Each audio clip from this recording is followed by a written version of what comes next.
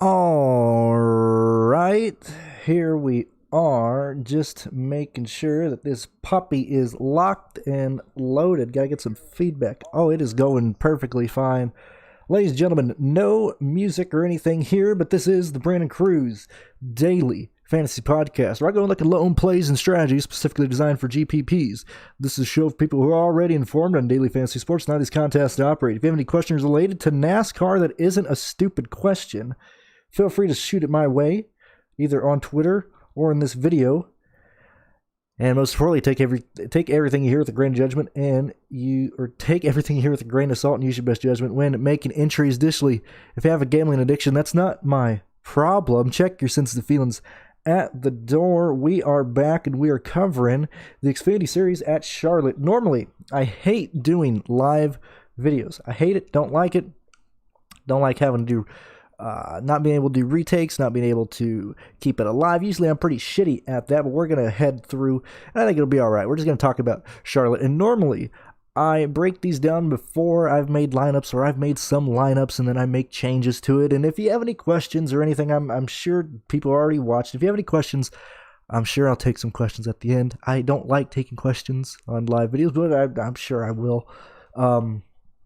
Yeah, we're going to be talking about Charlotte in the Xfinity Series. I'm just going to be going over the drivers, not going to be going into detail of the whole sponsorship situations and all that type of stuff. You guys can figure that out. You guys have a few IQ cells between you guys, and I know you can figure it out without asking these drivers or PMing them, are you starting and parking? Are you going to do that? Like, come on, guys. Come on.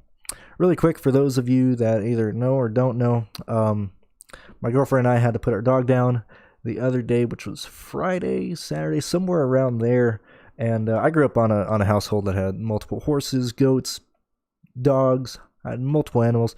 Had to put a lot of those down, So that's something, I hate to say that I'm used to it, but I mean, it's still sad. But it's something I had gone through. My girlfriend, on the other hand, hadn't gone through anything like that before. I was her puppy that she raised ever since she was 8. And so, I mean, it was an old dog. So that was really tough on her. That's why I didn't make a video for the tavern. I asked Anzo, hey, can you cover this? I got to spend some time with my girlfriend. I just want to be with her, because it was pretty difficult through this weekend, and I didn't want to be loud, or I didn't want to be on my little iRacing chair, making noise or playing online games or doing these podcasts. So that's why this video is coming out now, and that's why I didn't do a tavern video. Although I will have a Truck Series video for tomorrow. I'll be on the DFS Tavern video. I'll probably record that tomorrow. It'll be up for the Wednesday race. But anyway, so that's the backstory of why I kind of disappeared off of Twitter for a bit. Just took a break, took a step back, didn't really focus on anything like that. But now let's get down to business. Like I said, I'm not focusing on sponsorships. I know who sponsored. I took the time this morning because I do that, and pretty much if I tell you don't play them, they're not sponsored. The only start and park guy who is confirmed is Jeff Green, because like 15,000 people messaged Jeff Green and were like, hey, are you starting and parking? Are you going to race? What's up, Jeff Green? What's going on? And he had to basically answer the same question 15 times. So Jeff Green, starting and parking, confirmed there. Everybody else is pretty much in play. I'm going to start at Ross Chastain, go down. I would highly suggest for you guys to go listen to Race for the Prizes podcast that he did for this race. Is going to go way more in depth than I am. And speaking of that, go on and head over to racefortheprizes.com to get the fantasy NASCAR spreadsheet that I use and that you should be using too. It's a sheet that I use to get all my research data in one place. It's the sheet and package I use to get my lineup generator, my optimizer, everything I use to dick around with and tinker with lineups and all that. I think it's still $20 for the rest of the month of May. I mean, that's still 5 races if you don't count tonight. I think it's 5 or 4. I don't even know.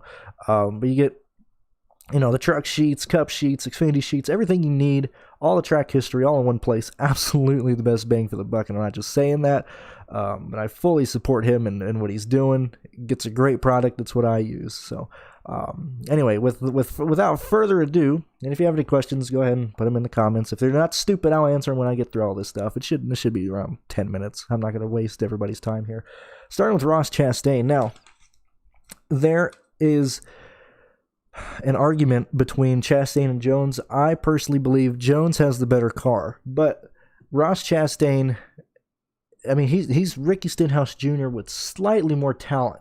Chastain He doesn't give a shit who you are. He doesn't give a shit what he's driving. He's going to be driving it hard. He's probably going to race the hardest he's raced in this car in a long time. Starting on the pole, he shouldn't lose the lead. He should easily keep the lead. He should lead all the way up to the competition caution. That's what he should do.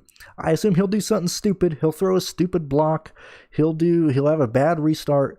He'll do something dumb to where he either doesn't lead those laps or somebody gets a run on him because he just wanted to block for whatever reason and Brandon Jones gets around him. Or somebody farther behind him, Allgaier, Cindric, someone else. So while Chastain does have a good chance of leading a lot of laps, and he's only $8,700, you got to choose on places to pivot for this race. And what I mean is Chastain, you got to choose, are you playing Chastain, are you not playing Chastain? Are you playing Kyle Busch, are you not playing Kyle Busch? These are the two places that really dictate how your lineup is going to be constructed, how ownership is going to be on your end of what you're fading or what you're going to. I'm not going crazy. I finally had a really good night last night for the Coca-Cola 600. Ever since NASCAR came back, I pretty much broken even or made small profits. I finally did well yesterday, so I can use that to goof around with these races these next 3 days. So I'm not going to play a whole lot of Ross Chastain lineups. I think I haven't put the lineups in DraftKings yet, but I have them written down and I know what I want. I'm 30% on Chastain. 3 out of 10 lineups have Chastain in them. I'm only playing 5 in the $10 one, so I don't know. I haven't decided how many Chastain I'm going to have in that, but I've only made 3 lineups that I like with Chastain in it. I think he's not going to be needed in the optimal lineup. Or, I mean, if he is, I'll have him. If he's not, it's not going to kill me one way or another. He should lead a good portion of the laps, but he should and he will are two different things. I don't believe in Chastain that much. I'd much rather go Jones. He has a better car. He's too cheap. He's starting second. Not a whole lot of negatives there. Justin Haley is a guy I'm interested in, and I haven't put him in a lot of lineups, but man, he's an interesting play. I have him in some. And the reason I like Haley is he's $6,900. I mean, he's cheap. If you play Haley, you need him to finish in the top 7 to be worth anything. If he finishes outside of that, he's not worth the money. He's not worth the risk. He's just an interesting play. He's cheap. This is a very tight pricing. The pricing on DraftKings is very, very tight this week. And thank you, Wes. I just saw your comment. Oh, wow, we got 21 people. I know everybody always tells me, do these videos live, and I don't like live videos. I'd rather record them and answer people's questions after. Anyway, I like Justin Allgaier. If you're looking at the top 10 of guys that I like, Brandon Jones, Justin Allgaier, Cindric, Siege, and Annette. Those would probably be the guys I'd focus, and Gregson. I'll talk on those guys when I get down there.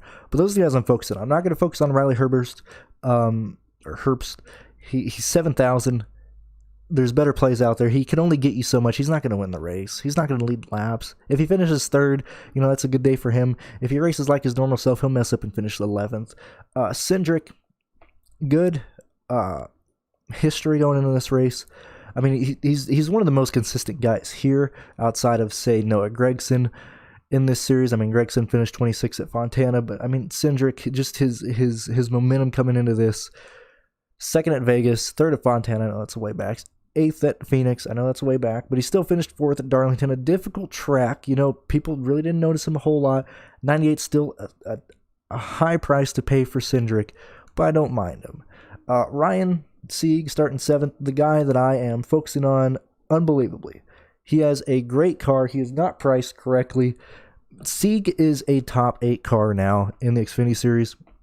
He should be priced like $8,500. He should finish where he starts, and if he does any better, because he has a good car, he should finish in the top 5. I have no issue there, and I'll break down top 10. Like I said, this is my first live. Didn't really talk it through. Well, I'll clean everything up and make it cleaner once I get through all the drivers, so don't worry about that. Just like the regular videos. Briscoe's just too expensive. I don't see a reason to play Briscoe with Kyle, and I don't see a reason to fade Kyle to play Briscoe. I'm not fitting Briscoe in my lineups, man. Not today, Briscoe. Michael Annett, too cheap.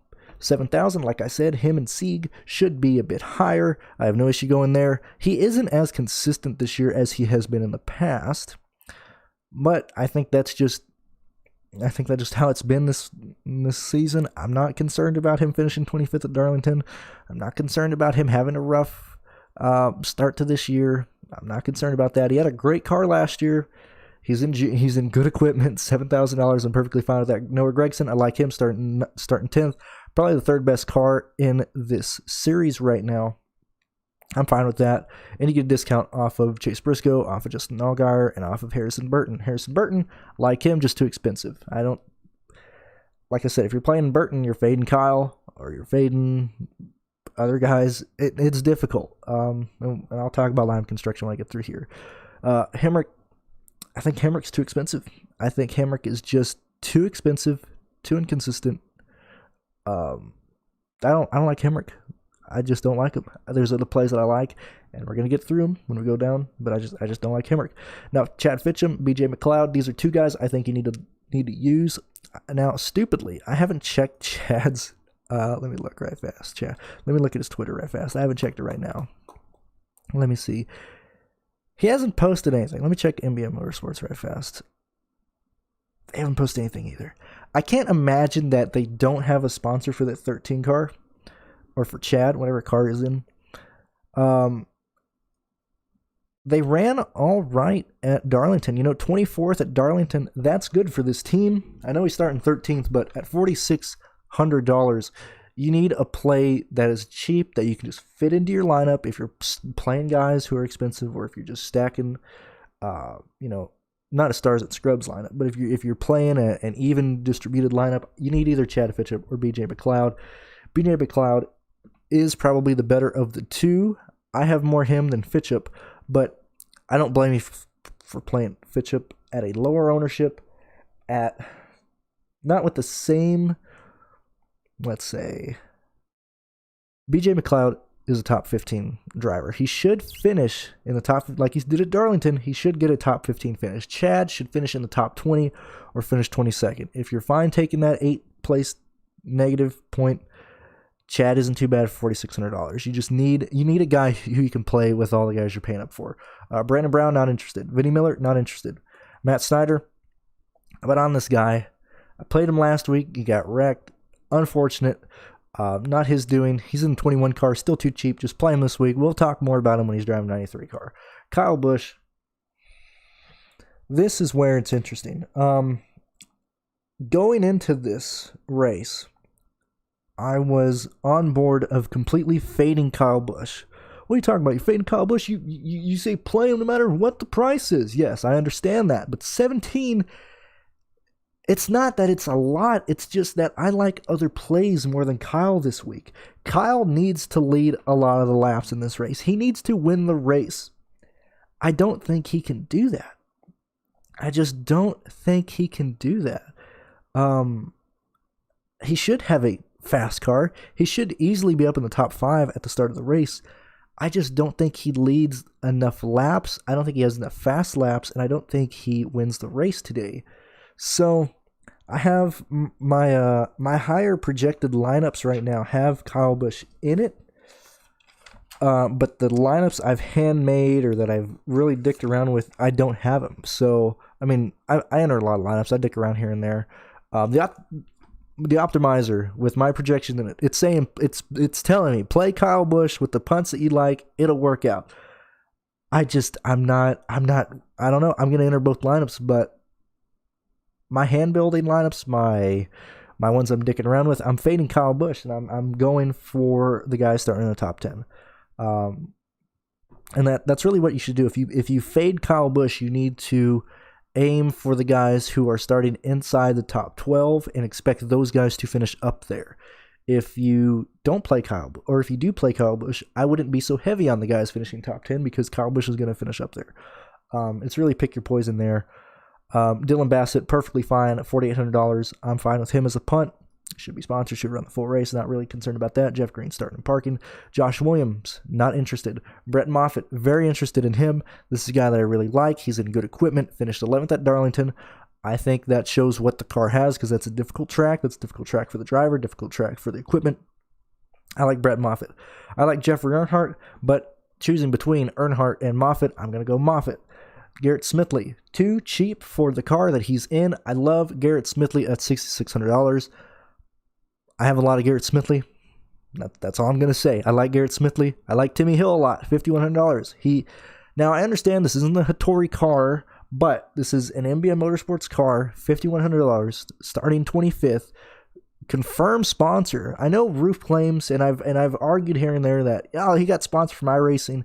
That money won't directly boost the NBM Motorsports car. It's different when it's the Hattori, but when it's a Carl Long car, we won't see that impact of the sponsorship money this quickly. But Timmy Hill starting 25th in a car that I trust will run the full race.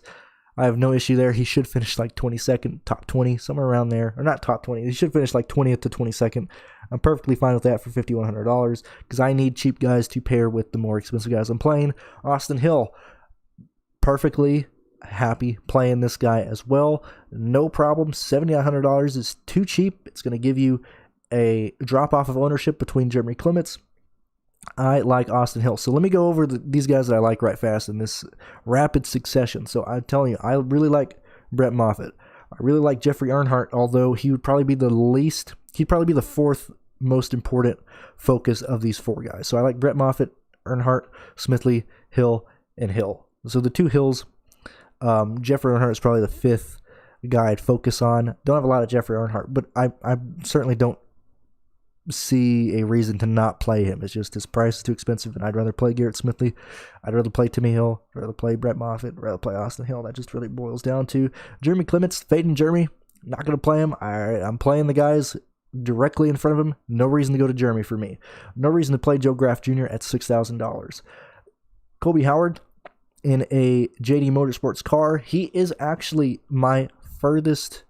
Actually, we got two other guys. I like him a lot as a punt. I'm using him as a cheap guy. He should easily finish in the top 28, top 25. That's the type of car he has. I'm perfectly fine with that. Mason Massey. If I'm going to go down this far, I'd rather play Colby. I think he'll finish better, and he's a bit cheaper. Not playing Joe Nemechek. Tommy Joe Martins. I'd love Tommy Joe Martins in this situation. And I fit him into a few lineups. He's just too expensive. He's $7,600. I'd rather play Timmy Hill. I'd rather play Garrett Smithley. I'd rather play Mason Massey. I'd rather play Colby Howard just for the price discount.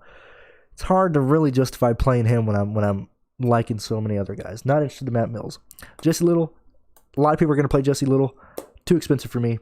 Cody Vanderwall. I just thought he'd run better. At Darlington. I understand. I like him. He should finish top 28, top 20, top 30. I believe in that, Cody, but I like Timmy Hill more. I like Garrett Smithley more. I like Brett Moffitt more, and I'm willing to pay the increase in price for them. I think Cody's going to have a lot of ownership because people are going to see that we don't have Robbie Lyons on DraftKings. You're fucking on coke. Like, you are coked out addict if you're playing Alex LeBay for $9,200. So I figure everybody's going to go to Vanderwall and Little. That's the only reason I'm fading them. I'm not going to use them. I'd rather focus on Colby Howard, rather focus on Austin Hill, Timmy Hill. Okay, so now that I've said that, I'll go over the guys that I actually like, just like a regular video, and then I'll talk about lineup construction, how I want to do. So the guys that I like, that I'm playing some guys I don't like, but the people that I believe in: Brandon Jones, Ryan Sieg, Noah Gragson, BJ McLeod, let's see, Matt Snyder, Kyle Busch, Dylan Bassett, Brett Moffitt, Jeffrey Earnhardt, Garrett Smithley, Timmy Hill, Austin Hill, Colby Howard, Mason Massey, and if you can afford it, I like Tommy Joe Martins. Those are the guys that I would focus on building your core around. Obviously, you got to throw in some Chase Briscoe. You got to throw in some Harrison Burton. You got to throw in some Daniel Hemrick there. I know, I understand that's how you got to make those lineups. But those are the guys that I feel comfortable in lineup construction wise. I've goofed around with it a little bit this morning. I thought the play was going to be just where did I change? So I focused on making lineups without Kyle Busch to see what those are projected at. After I saw that, I focused on instead of fading Kyle Busch, I'm going to fade Ross Chastain, see what those lineups came at. Those came out at the lowest ones that I had projected at. And then I threw in some, let's see. I focused on fading Ross Chastain, Kyle Busch, and fading Justin Haley, because I ended up having a lot of Justin Haley from the optimizer, so I had to throw him out. Let's see here. My higher lineups that I like a lot right now have... I'm fading Ross Chastain, focusing on guys starting in the top 10. So whether that be Brandon Jones, whether that be Cindric, whether that be Briscoe, Sieg, Annette, Noah Gragson. I'm trying to throw in, if I'm fading Chastain, I'm trying to throw in 2 guys starting inside the top 10. And then either choosing with how that lineup's looking, play Kyle Busch or fade Kyle Busch and just play all the good plays that I've mentioned, like, Timmy Hill, Austin Hill, those guys there. And hoping that Kyle Busch doesn't perform to where he wins the race. If you pick Kyle Busch, like I said, you need him to win the race. You need him to lead a lot of laps. Kyle Busch can do that, but I think just how short this race is, the amount of, like, we're going to have that competition caution lap 20 or whatever, and then they're probably going to go another 20 laps, and they're going to be at the end of stage 1. I don't know what the stages are. I don't really care about that. But the fact of the matter is, like, they're going to go like 20 laps, competition caution. 20 laps, stage, ending caution.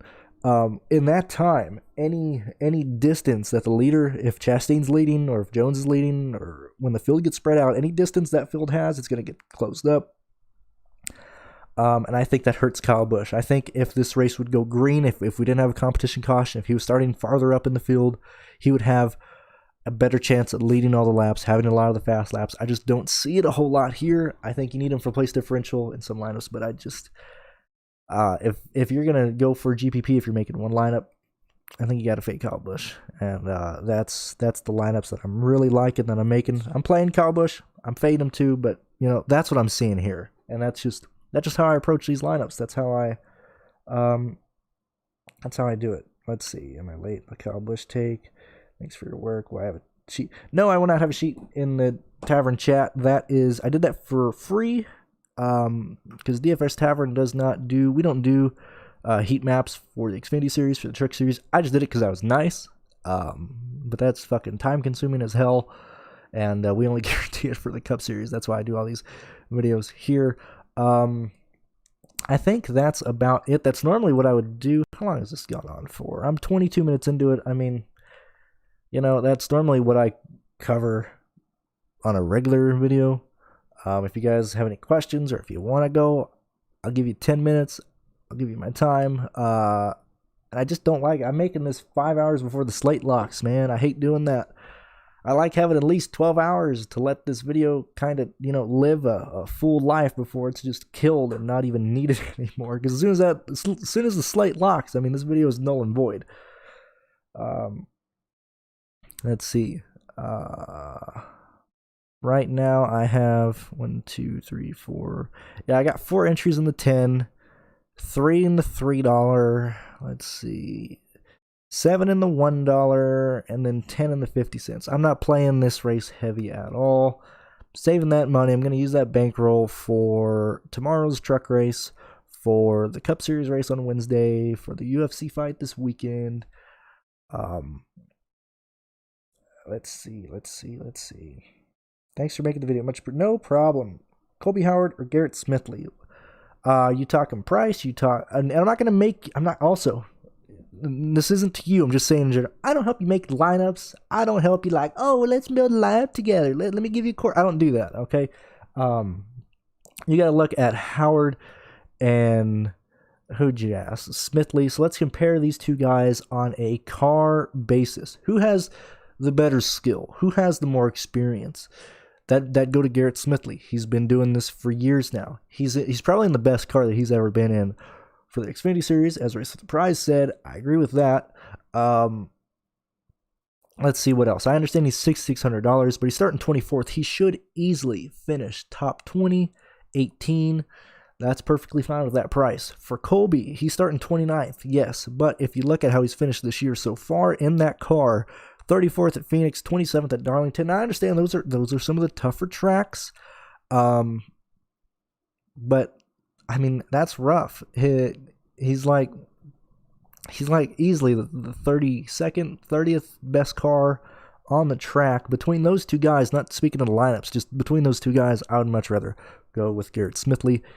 He's a better car, and that's where I would go. Hard to argue about Kyle Busch when you look at how he's driving.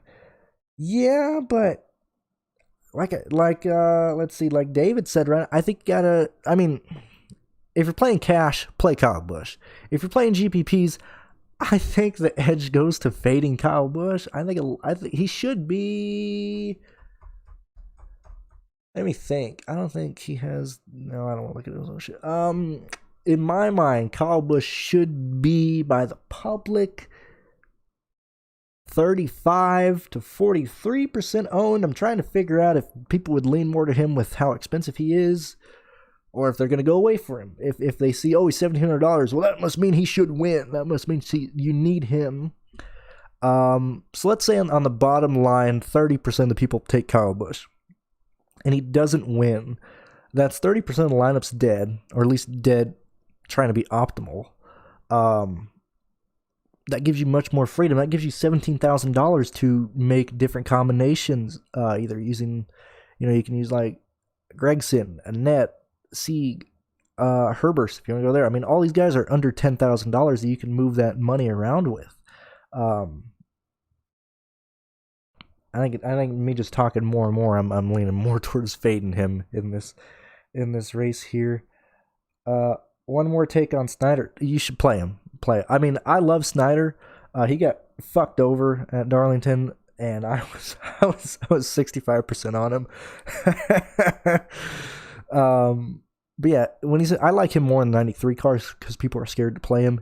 He should get some. I mean, he's a for sure play. You should play him. But the RCR car usually gets more attention. I haven't really listened to anything else other than Race for the Prize. So I don't know where the public is leaning on him, but Matt Snyder should easily be played. He's a good driver. He's had bad luck, man. He's had rough luck. And not like Ty Majeski bad luck to where he's not even good. Snyder's just had some bad luck. How about all drivers that race like that? Don't mean shit, man. That don't mean shit. Them racing yesterday don't mean shit. Kyle Busch is God among men on the track, so he could race 500 miles and race a different car next day. And that means, I mean, I don't see anything there. That argument really doesn't hold water to me a whole lot. And who else did laps yesterday in the 500 or in the 600 who did this? Maybe BJ McLeod did, but I mean, he's cheap. I mean, he's a risk play anyway. Who else? Timmy Hill. Timmy Hill, what did he finish? 10 laps down? Timmy Hill's Timmy Hill. He knows what he's doing. Who else ran times yesterday? Did Smithley run the 600? Hell, I don't even know. I think that's a bad thing to really chase if you're putting a lot of weight on who did races yesterday. Are inspections done? I don't know, dude. I'm making this video. I don't know. I don't care about inspection. We got 5 hours till the lock. That means nothing to me right now, so I don't care. If Kyle Busch does Kyle Busch things, you're toast without him. Yeah, I mean, you're toast without him. Would you do Burton or Briscoe if you had to choose between those two drivers? Let me look right fast. We got Burton and who'd you say? Briscoe, I think. Right? Can't remember. Yeah, Burton, Briscoe. Briscoe's too expensive, man. How do I put this lightly? I'm not even gonna say that now because I'm gonna get ridiculed anytime I say something off humor or dark humor. People don't like it. Briscoe, he won. He won at Darlington. He doesn't need anything else. He won with the news that he had. Finished first there. Briscoe can finish top 3. I don't see him winning the race. Burton should give you a slight discount, $700 cheaper, and he just has way more upside than Briscoe. I mean, not way more. It's like probably 7 points. I'd argue right now, maybe 7 or 8 points higher floor than Briscoe. I think that's how I'd look at it. Would you do Bert? Also, I'm gonna end the video at 20 past the hour, so we got 4 minutes. So I'm just letting you know because I don't want to be here all day answering questions because that's not what I like. If you're playing 20 max contest, should I fade Rowdy in one of the 20? Man, if you're playing the 20 max, you should so the 20 max and the 150 max. I do those because I enjoy seeing different lineups. I enjoy putting a lot of lineups and seeing how they go. But I mean, that's a joke of a contest because everybody plays the wildest lineups there for 25 cents, 50 cents, whatever thing you're doing. Dude, have some fun. You know, it's a fucking quarter. Fade Kyle, man. I mean, you might as well go with the highest upside lineups you can in those cheaper contests. On the same thing, if you're playing limited lineups in anything, and you're say for example, I had driver C, and driver C is expected to be 60% owned by the field. If you want to have him, I would advise just go all in on him. Don't half-ass it. If you want to fade driver C, who's 60% owned, fade him 100%. I don't see a real value in, oh, he's 60% owned, I guess I'll have half of him and half not. Well, then you're with the field there. You don't really get an advantage on the field if you're, dipping your toes in. If you're playing, I mean, I guess it's different for me because I play so many lineups, but if you're doing, I don't know, 4 lineups and you're like, I just don't trust Kyle, I don't like him, don't play him, man. Don't play him. Help yourself, hedge against the field. Don't even go to that ownership. LeBay, I got no interest on LeBay. I don't know if you were here, but I said you had to be a drug addict to play Alex LeBay here. Thoughts on Sieg? I already mentioned him, and I went through things pretty fast. We're only, let's see, video's 31 minutes, same as a regular video. Put this thing on 2x. If you're just coming here, put this thing on 2x, start in the beginning. I didn't waste your time a whole lot, so you can go ahead and listen there. I think that's where I'm going to end it. As soon as people start joining everything. We got 41 people watching. Thank you guys very much. I do appreciate that. Don't know if I'm going to do live videos other than when it's necessary, because I just don't like doing these. Trek video will be out tomorrow. I'll probably record that after this. I'm going to go and have some lunch. I'm going to go and watch some YouTube videos and then goof around on Twitter, seeing who's starting and parking and whatnot. But that's about it. So thank you guys for listening. Thank you guys for tuning in. And this is it. So thank you guys very much. We'll try